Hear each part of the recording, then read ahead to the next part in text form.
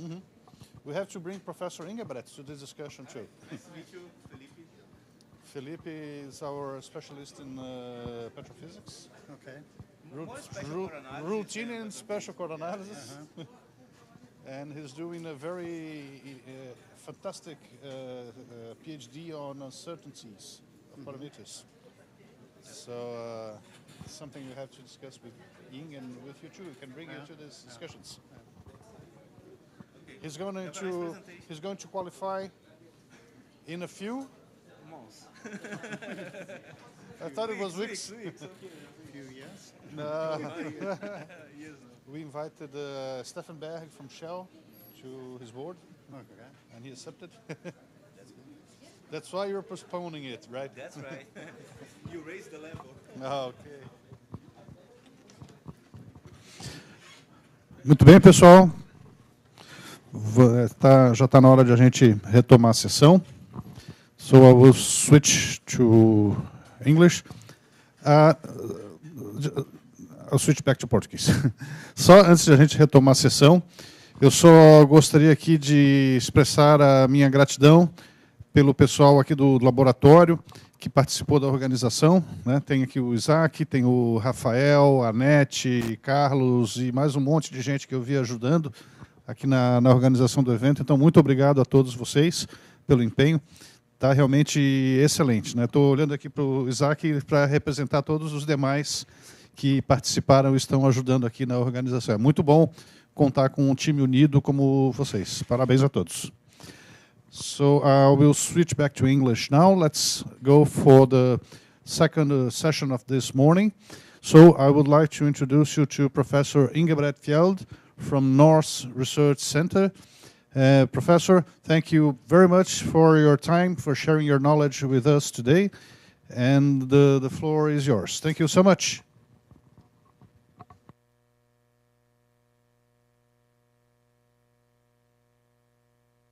Now it's working.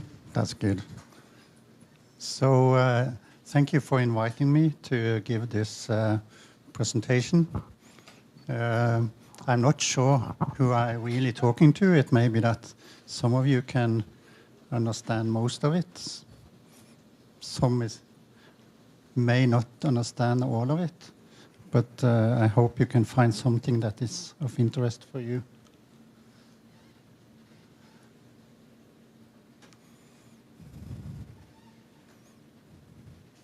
It's not working.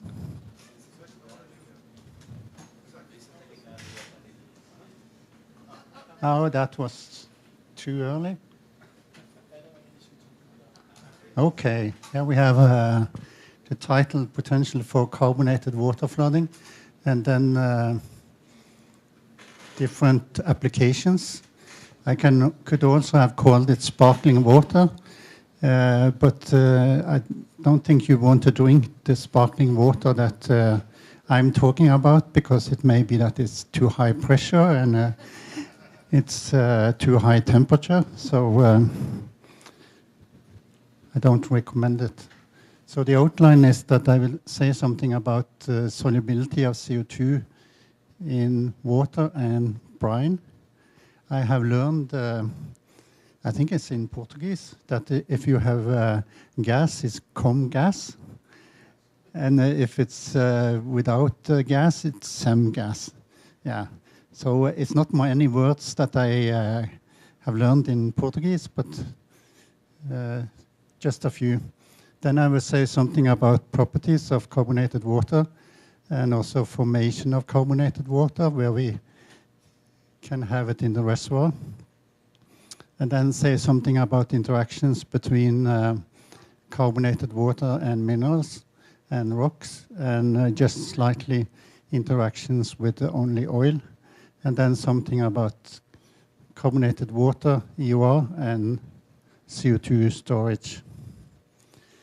So this was just to scare you with a chemical equation. It's when CO2 is dissolved in water. No? Is it working? Yeah. Then you get, we are writing aqueous phase CO2, and we also have a lot of water there.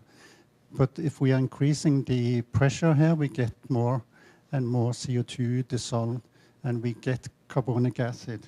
But it's really just a percentage or two that is carbonic acid. Most of it's what we are calling carbonic acid. It's really CO2 dissolved in water.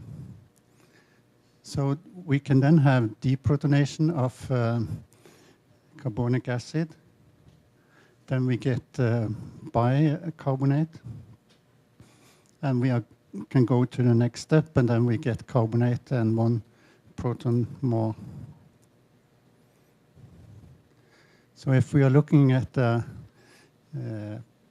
some properties of carbonated water, is the pH is low. You are usually down here. Let me see. Is there any? Yeah. You see the pH range here and the fraction of the species here. You have dissolved CO2 is the black line, and you see if you have high concentration of CO2, you're going down to pH in the range of 4. And then you have bicarbonate that has a range where you find it, and then carbonate you're finding at higher pH.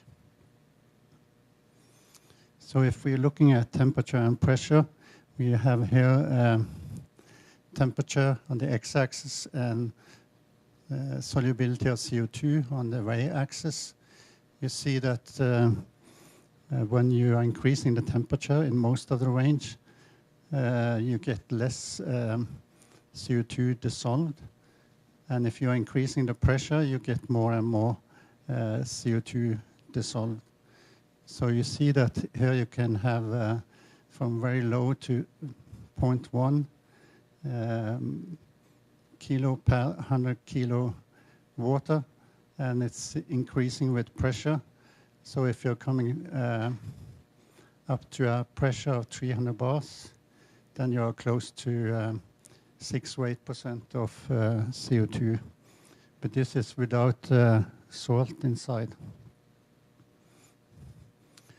So then just to see the difference between water and brine, you can try this at home also. If you're taking a sparkling water bottle and putting in some salt in the bottle, you will see that there's coming up a lot of CO2 because the solubility of CO2 is less at higher salt concentration.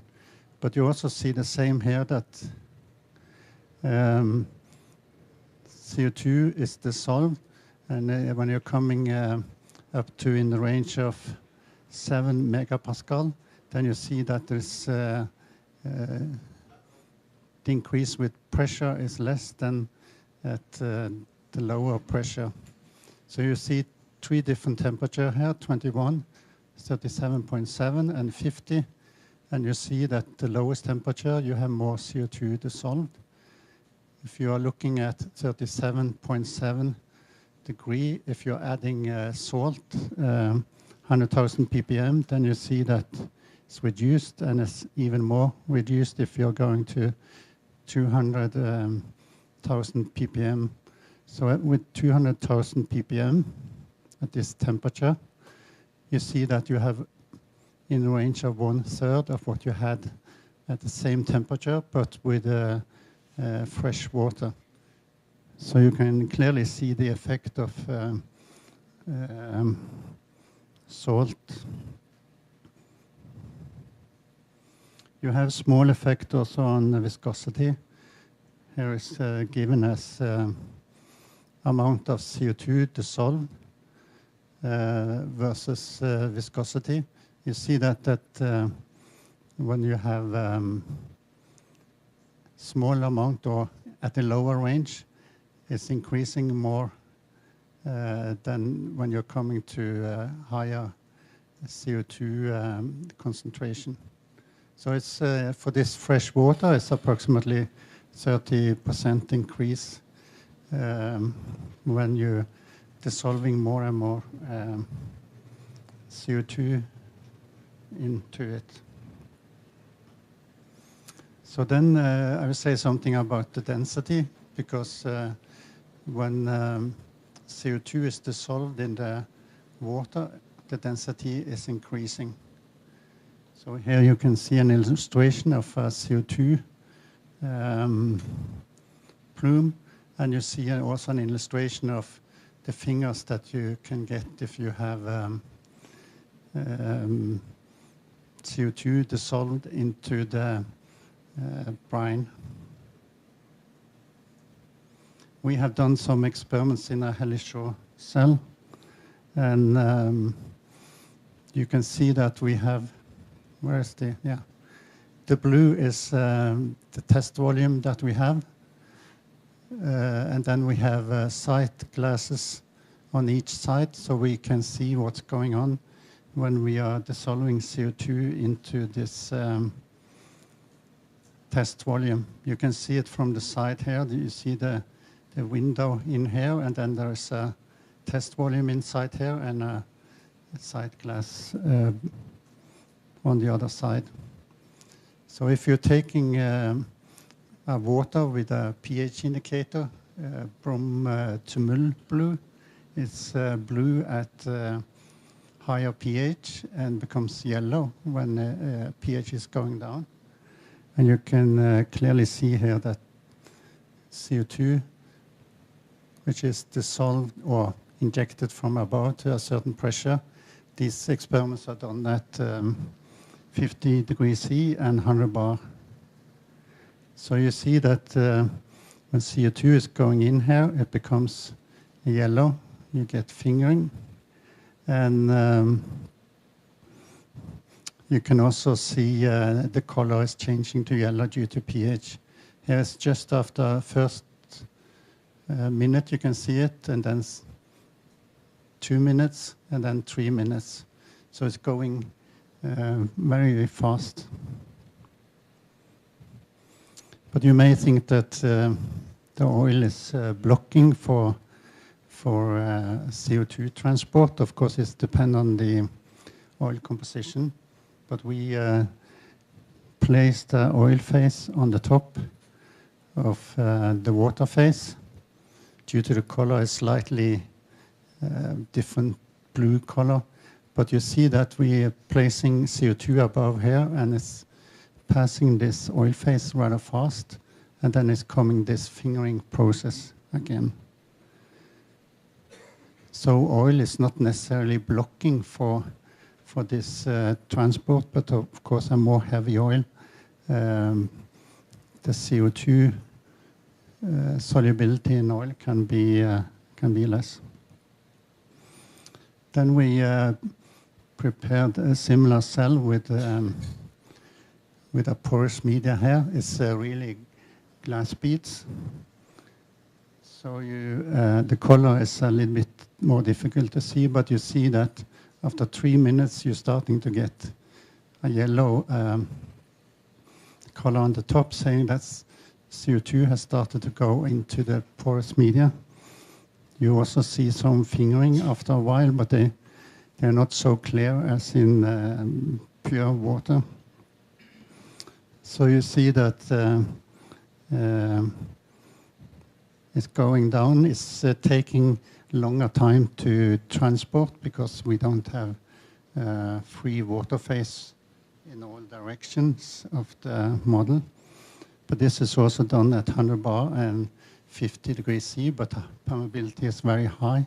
It's 76 Darcy. Yeah. Then we looked at the effect of permeability. We have many of these, but this is the high permeability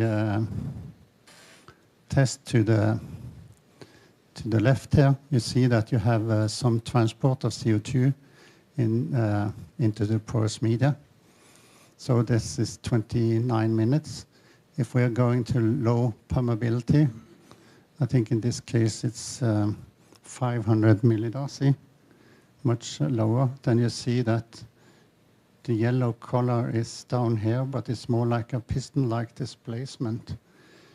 And you see that it's transported much slower, because here you can see that we have approximately 20 hours.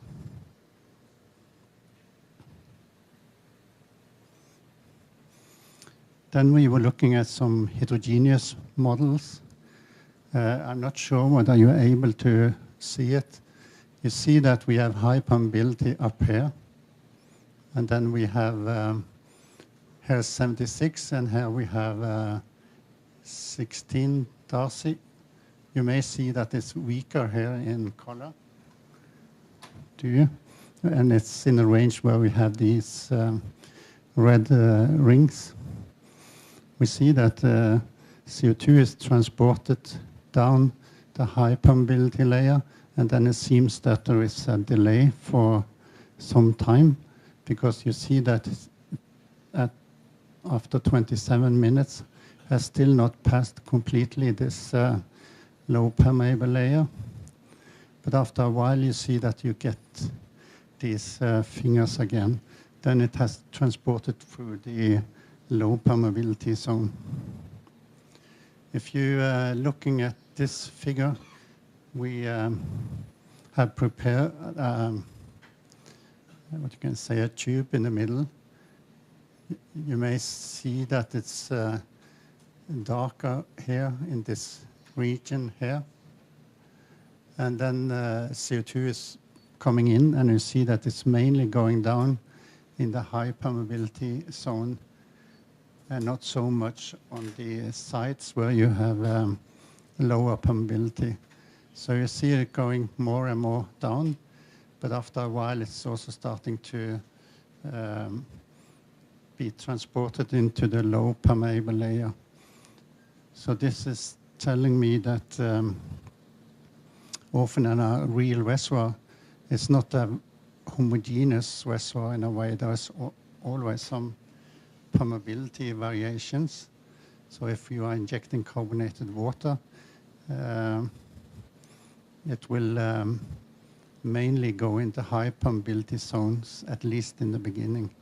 So the heterogeneities will be important. The same if you are taking a core plugs and inject the carbonated water, it's often very homogeneous, or at least you want to select cores that are homogeneous.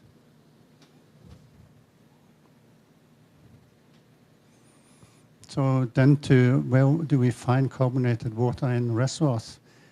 All reservoirs usually have some CO2 in the oil, and of course it's partitioning into the water phase that you have.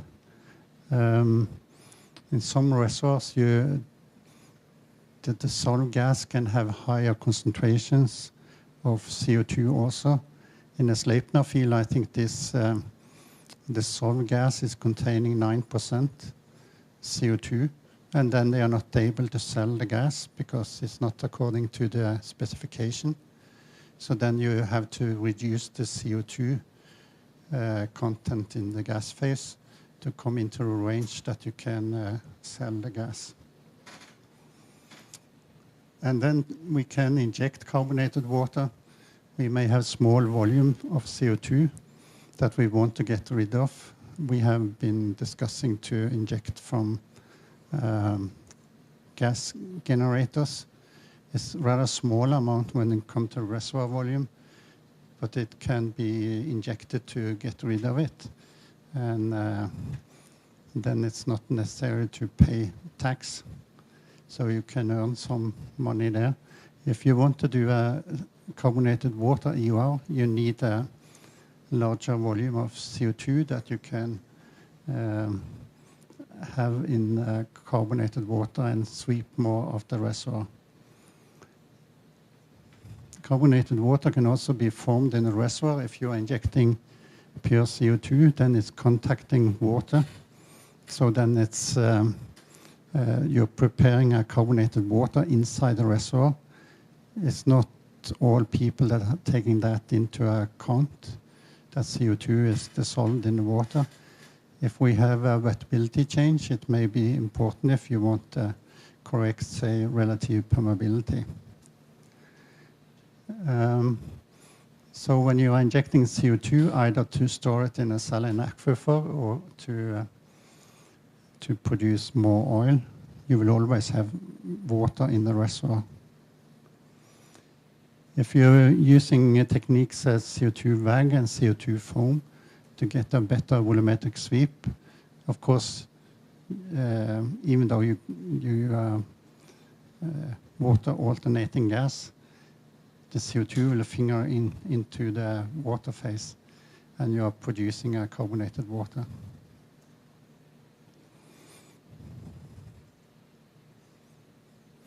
So then we can look at the surface of minerals that we have. Here is listed some minerals: quartz, albite, siderite, montmorillonite, and calcite, and they have polar groups on the surface.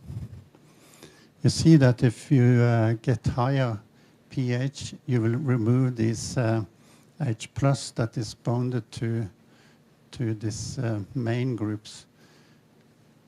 So then you can talk about more like alkaline flooding. That will be the case there. If you have CO2, as we saw, we will get low pH, and then we will have H+ bonded to the groups like this. And also here you can, if you are lower pH, you can also display or change the cations with H+, so it's going from carbonate group bonded to calcium, and then you get the H+ in, then you see that it can still be cationic, but it has other properties. If you only get one proton in, it will be neutral in charge.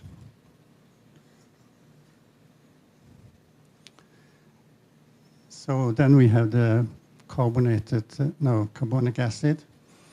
And if you have, say, calcium carbonate, that in the reservoir will be calcite, you see that it can be dissolved. Similar if you have magnesium carbonate. And here is a figure of what can happen if you dissolving the rock. You see that you're starting with a permeability of, say, 8. And then it's increasing when you are injecting water with CO2 in this region here. And you see that it's increasing up to 23 or so. And if you're then switching to distilled water again, it's stabilized.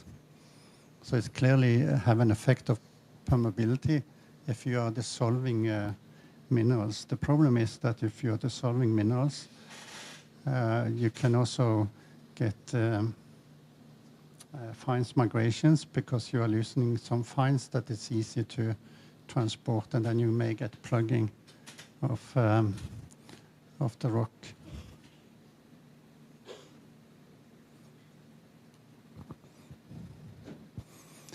And then to an example with seawater, we see that the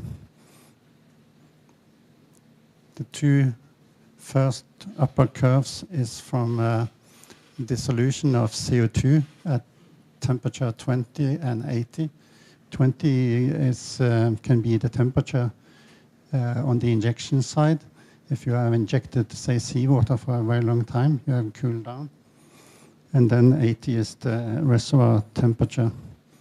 But you see that if you are injecting and preparing the carbonated water for 100% CO2, you can get more than 6%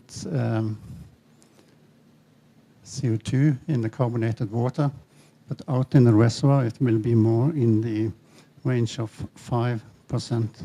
So what will happen then if you are injecting a completely saturated water at 20 degrees C and coming into the reservoir, you will release the gas and get a gas phase. So it's important for the design. Here is an example of exhaust gas, the two lower curves. It's 20 and 80 degrees C here also. You see that it's higher at low temperature than at higher temperature. But you also see what the effect of the CO2 gas that you are using can have on the solubility of CO2 in the seawater. So if you're looking at carbonate rock with mainly calcite and traces of dolomite, and using the carbonated water with the highest CO2 concentration, we see that there is a fast dissolution close to the injector. And you can see it more here in where you only see the first 60 volumes. You can clearly see that if you are injecting more and more, you are dissolving more and more of calcite. And then we also have trapping of mineral trapping of CO2, because if you get release of calcium, it can be trapped again.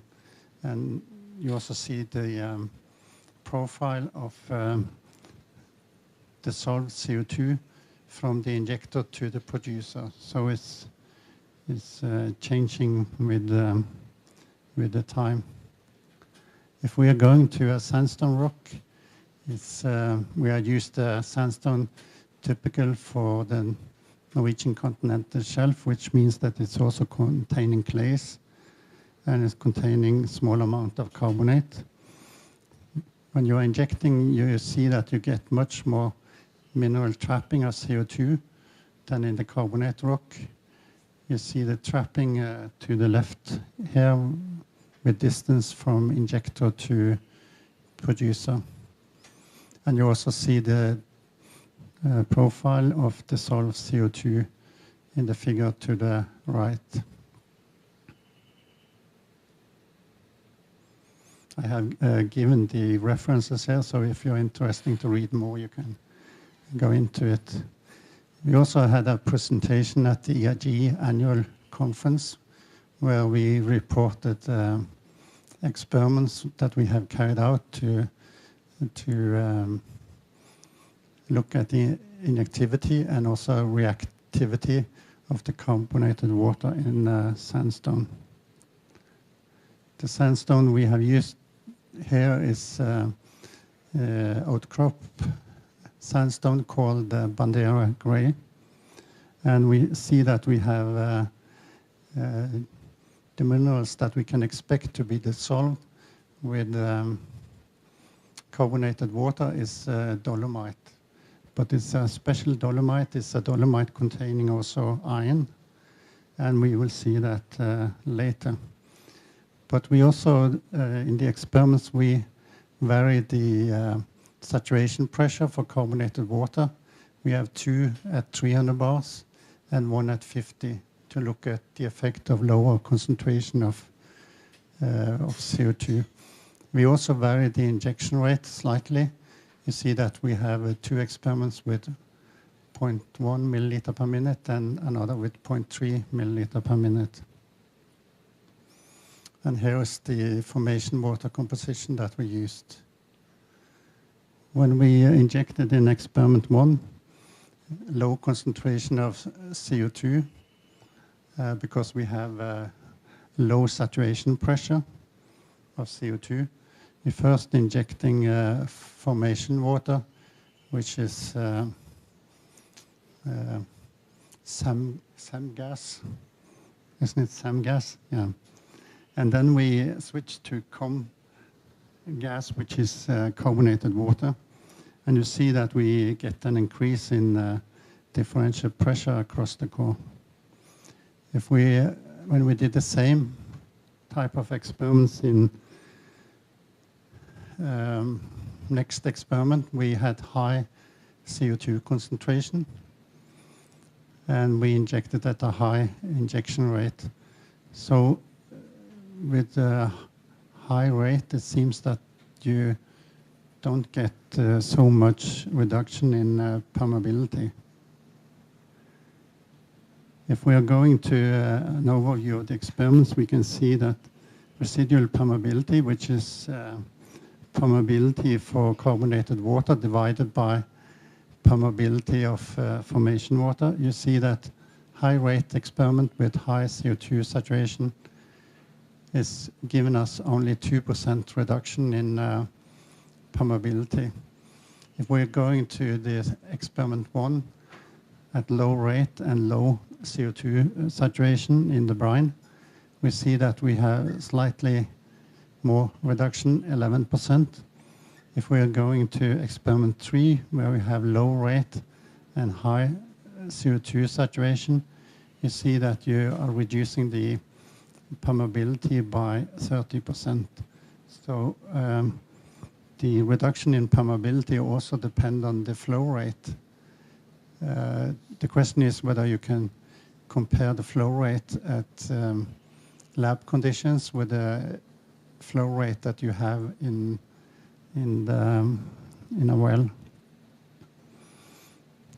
So if we are looking at the effluent samples, we saw that for calcium there is not much changes because we don't have any minerals with calcium in this rock. If we are looking at the concentration of magnesium, we see that we get the smallest peak in the experiment with high rate and high CO2 concentration. We get a small peak here, and it's slowly going down. We should have analyzed one more sample here. We still have the samples. And in experiment 1, with low CO2 concentration and low rate, you see that you get slightly larger peak. And if we're going to the experiment with high CO2 and low rate, then we get even a higher peak for magnesium. So it's showing that the rate can be very important, especially in the lab. If we are looking at the amount of CO2 dissolved, it seems that you're dissolving more if you have high CO2 concentration in the carbonated water, if you have a low rate, because then you have longer time for reactions. There is also some iron in this dolomite, and again you see that the high rate experiments is giving us the smallest peak. In the experiment at low rate with low CO2 concentration, you get higher peak of iron. Finally, we should also analyze 1 or 2 samples more. But in the sample or the experiment with high CO2 concentration and low rate, experiment 3, you see that you get a very high peak. Again, there is longer residence time, and then it's possible to get more reactions. So Bandera Gray is cemented by iron dolomite crystals and mixed clay minerals. So what people are reporting, if they're using an acid for acidation, then they get weakening of the rock because they are removing the cementing material. And that may happen also if you're injecting carbonated water for a long time. So we should do further studies there. So what can we learn from this? Is that the solubility of minerals can be rate sensitive. And the question is, if you're doing a relative permeability experiment, often you want to use high rate because you don't want capillary end effects. So the question is whether that's representative experiments. You may also think that in the Nerval region you have higher rates, and then further out you have lower rate because of the geometry. And it may be that high rate experiment will represent the Nerval region, but the low rate experiments will be more representative further out in the reservoir. Then I will say something about oil also. We know that oil can also dissolve CO2. Usually more CO2 can be dissolved in oil than in the water. So if carbonated water is coming to oil, then you will get partitioning, that CO2 is going into the oil phase. If you're then coming back with water without CO2, you will strip off this CO2 again, and part of it will go into the water phase. We have some interesting experiments going on where it seems that swelling of oil can reduce the permeability because you get a larger volume of oil then. But we have to look a little bit more into that. But you see also here that solubility of CO2 in different types of oil, it's different. You get more CO2 into a light oil than a more less or approaching heavy oil. So you see the oil composition is important for how much oil that you are getting into the oil phase. How much CO2, I mean. Then I will say something about some experiments that is also including surface complexation modeling. Then we have these charges of these different minerals. And we have charge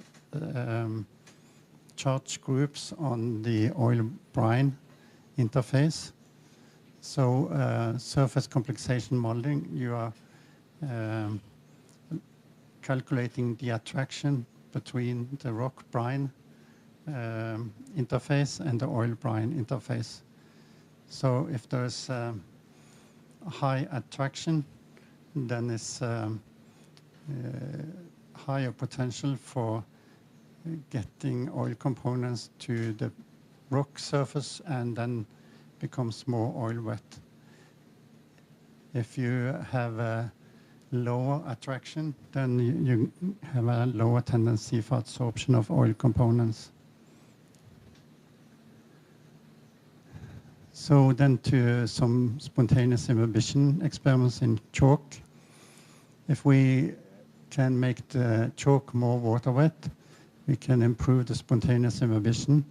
It will also improve the relative permeability for oil and reduce the relative permeability for water, which can be a benefit if we are talking about mobility ratio. A lower mobility ratio will give you a more efficient transport and then a higher volumetric sweep. So this is some experiments that we did in 2009-10, and we published it in 2011. We started with two different wettability conditions. Then we did spontaneous imbibition experiment with formation water first, and then was switching to carbonated water, and we saw that we produced more oil. So what is the reason for this? We have different ion pair interactions here with an arrow in between. They're very tight, but you see the arrow here is the attractions between two polar groups. So if you have a high bar here, it means that you have a tendency for higher oil absorption. So if you're looking at formation water, it's the blue bars. You have them here. You can summarize it, and then we are calling it total bond product.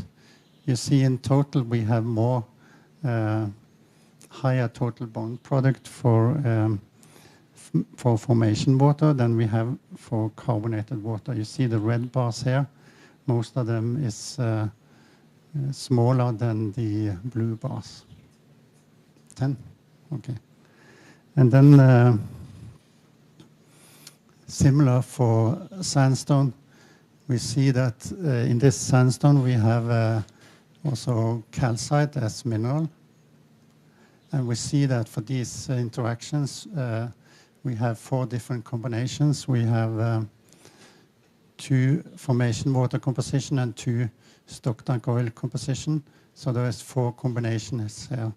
So for formation water, if we are only looking at the first interactions here, you see that when you're going to carbonated water, you get less tendency for oil absorption. We can also take the last one. That's also related to calcite. You see that they are decreasing drastically. But we can also see the illite here.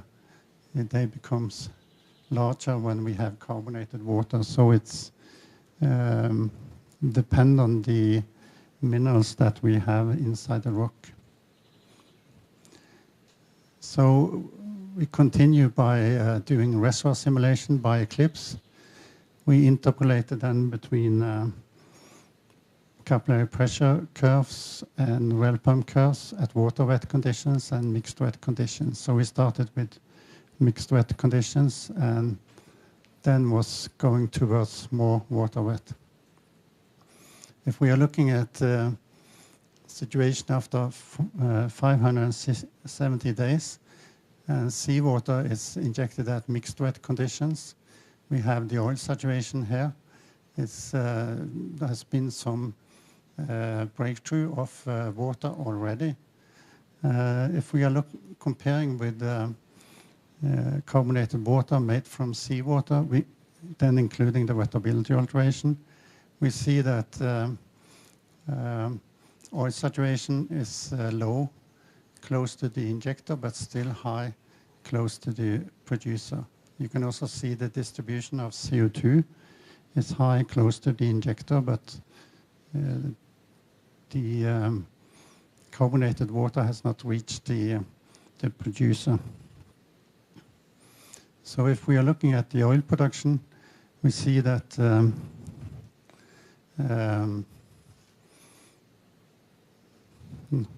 the production curve for seawater is the brown one. It's still producing after 8 years, but for the carbonated seawater, we see that there's no production of oil after approximately 3.8 years. So then we can stop the injection.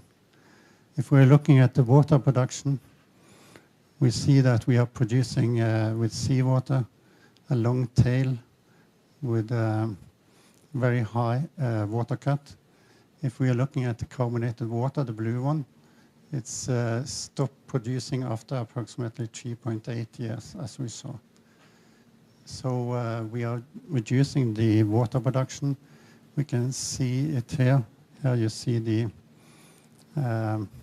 water production. Carbonated seawater, you have to stop at after 3.8. No, it's not working. 3.8 years.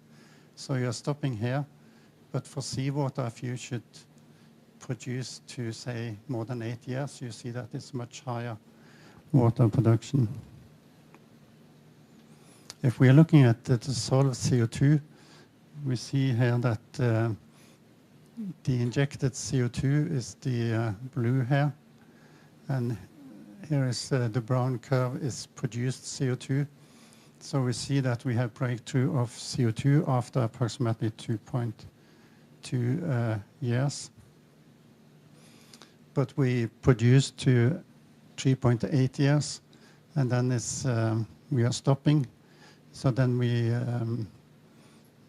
it's dissolved CO2 in the field is approximately 5,000 kiloton. So the main trapping in the reservoir is dissolution of CO2 in the brine phase. If we are looking at volumetric sweep and then not thinking about wettability alteration, comparing CO2 injection with carbonated water injection, you get, this is an illustration, of course, you get more fingering with CO2, and you have in fact a gravity override, so the CO2 is close to the producer. If you're looking at the carbonated water, you get much more stable displacement. Its viscosity of carbonated water is more or less the same as water. If we are looking at the EOR potential, here is a summary of experiments taken from different references. You can find all these references if you're looking into this publication here. You see that the black bars here is water flooding. The blue is tertiary carbonated water injection. The red is secondary carbonated water injection. You see that if we are injecting carbonated water, then we, in all cases, have a higher oil recovery. In the same paper, you're also finding a comparison of EOR and CO2 storage potential for carbonated water with other CO2 injection methods. You can look at two now. Then it was just flowing away.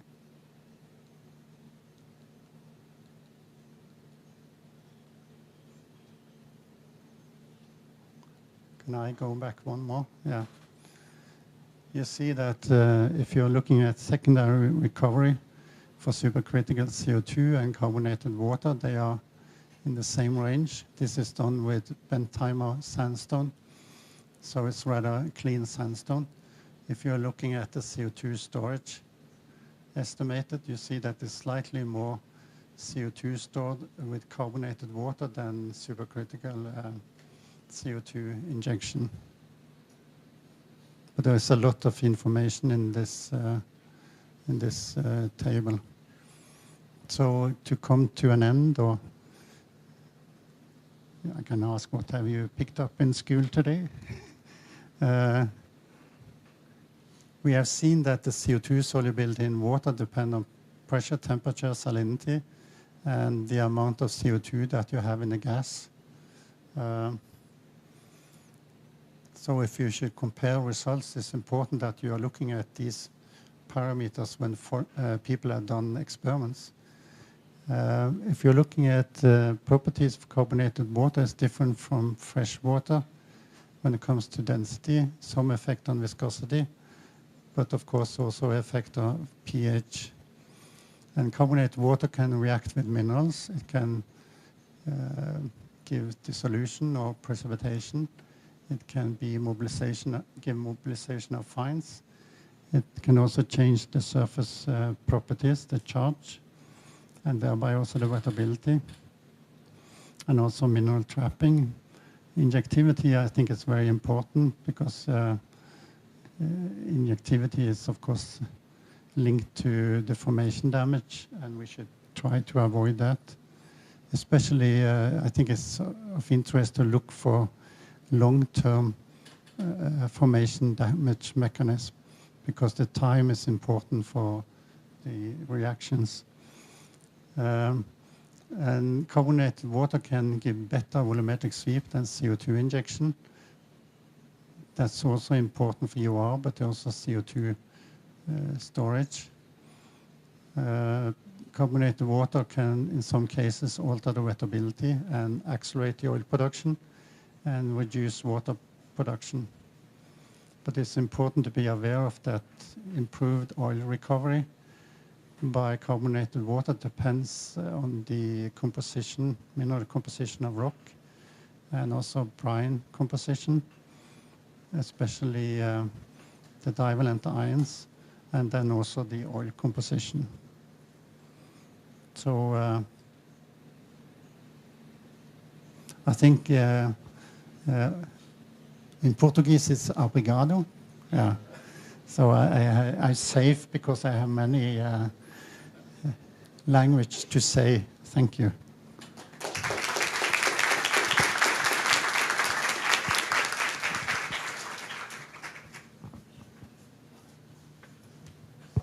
Thank you very much, Professor Ingebret, for a brilliant presentation today. I had the opportunity and the honor to be part of the Vinduramina's PhD examination board when we presented those Helle-Shaw experiments. Those are really interesting experiments. So I'd like to ask you, did you have the opportunity to continue those experiments with other scenarios like porous media with some saturation of oil to see how the plume will dissolve under the influence of a small oil saturation or a large oil saturation or things like that? We did some experiments with oil. It's much more difficult to detect the transport of CO2 into the oil. I think we used a method called Schlieren technique to try to do it. Then just looking at density difference. But we published a conference paper. But for crude oil, it's even much more difficult to saturate the porous media in a homogeneous way. So we have not done anything on that so far.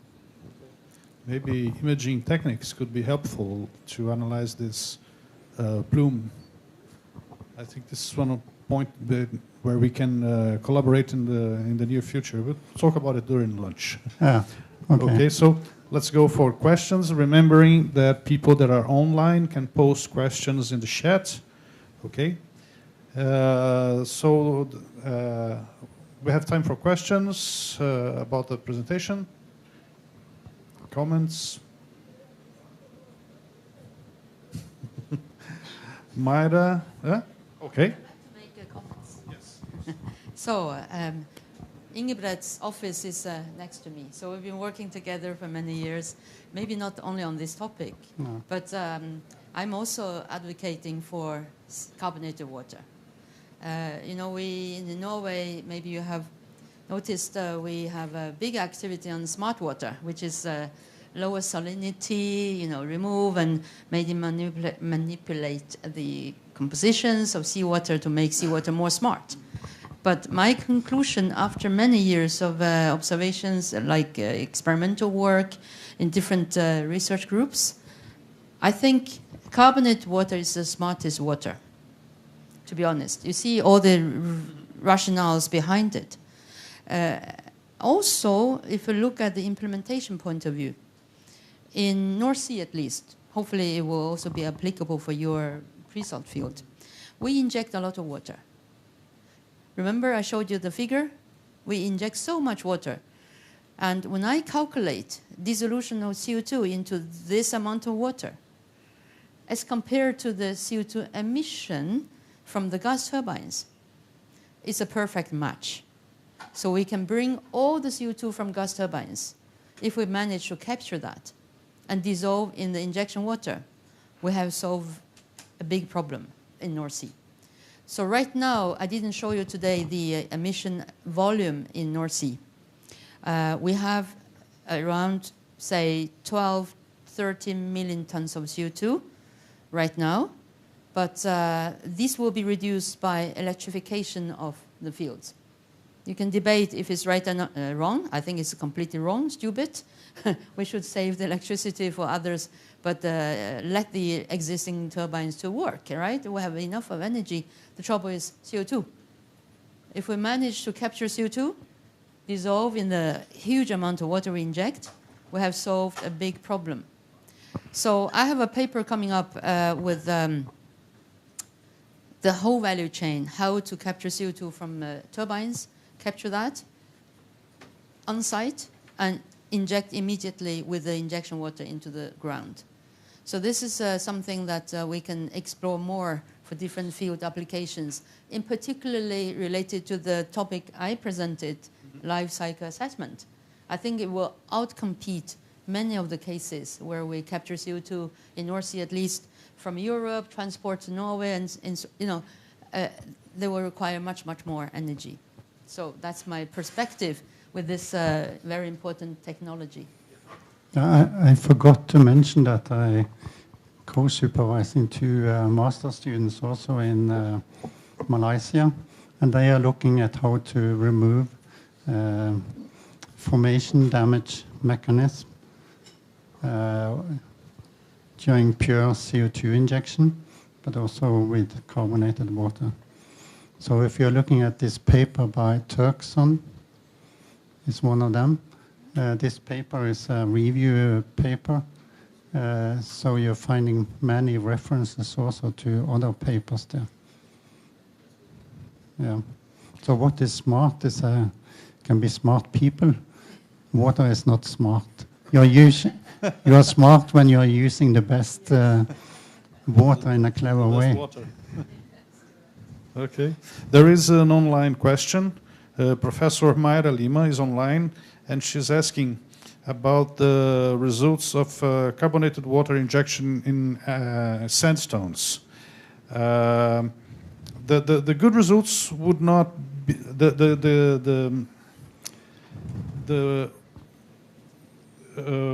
the results would be, how can I say this? Sandstones, they used to have a very homogeneous porous structure compared to carbonates. So the good results wouldn't be for this pore distribution. How it would be in a carbonate like the coquinas, where our experiments in the lab show that part of the minerals were dissolved by the carbonated water, but part of the pores were clogged because of this. One of the examples. Do you have any experience on that? One of the examples that I had was in spontaneous imbibition in chalk, and we have also done core flooding experiments with carbonated water in chalk, but the chalk is much more homogeneous, at least when it comes to core plugs, than the rock carbonates that you have. So, but as I showed in the simulations, we see that we are dissolving carbonates close to the injector. So ideally, we should have a way to reduce this interaction with the rock then to delay the dissolution. Okay, very We good. have some ideas about that, but we have not tested them. I think we can also collaborate on this because we have a good experience on this carbonates in Brazil. So It will let's be discuss this during the lunch. it will be interesting to compare different Yes. types of rocks. Okay, very good. I'd like to continue this question, maybe. So the question is if there is precipitation and clog the tighter part of the coquinas or the... Our experience in the lab, Yes? for injecting carbonated water. Our experience in the lab injecting carbonated water in coquinas is that part of the structure was dissolved by the water, but part of the pores were clogged by this dissolution. So this is our laboratory experiment. So the other remaining oil in the part which is clogged, or is that reducing the EOR effects, you think? Or is it opposite?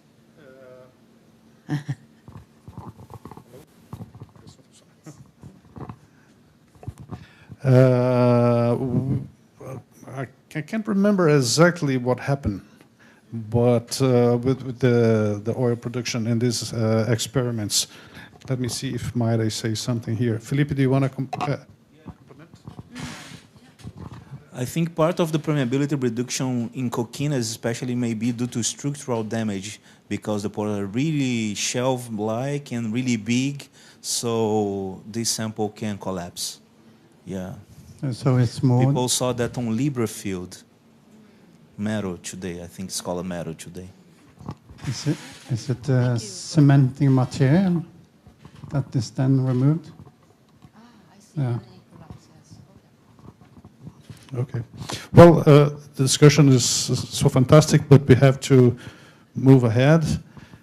So I'd like to ask for a big round of applause to Professor Ingebret Fjelde again. I add this for you. Okay, thank you very much, Ingebret. Thank you. So, moving ahead here, podes me ajudar com a apresentação da... So, if you don't mind, I will switch to Portuguese. It's going to be very fast. We have